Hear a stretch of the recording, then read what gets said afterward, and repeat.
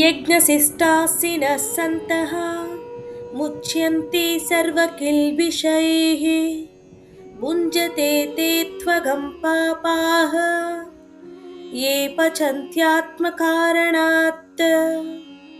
పద అర్థం చూద్దాం రండి. యజ్ఞశిష్టాసినః యజ్ఞానంతరం మిగిలిన ఆహారాన్ని భుజించేవారు, సంతః సజ్జనులు ధర్మబద్ధులు, ముచ్యంతే విముక్తి పొందుతారు, సర్వ అన్ని, కిల్బిషైః పాపాల నుండి, భుంజతే అనుభవిస్తారు, తే వారు, తు కాని, అఘం పాపాన్ని, పాపాః పాపాత్ములు, ఏ ఎవరు, పచంతి వండుతారో, ఆత్మకారణాత్ కేవలం తమ స్వార్థం కోసమే. ఇప్పుడు తాత్పర్యం చూద్దాం రండి. యజ్ఞభావంతో కర్మలు చేసి ఆ కర్మల ఫలితంగా మిగిలిన దాన్ని స్వీకరించేవారు సజ్జనులు అవుతారు. వారు అన్ని పాపాల నుండి విముక్తి పొందుతారు.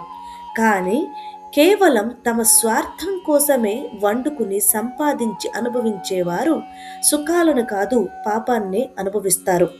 శ్రీకృష్ణుడు ఇక్కడ బోధిస్తున్న సత్యం ఏమిటంటే పంచుకోని జీవితం ధర్మం కాదు అని. హరే కృష్ణ.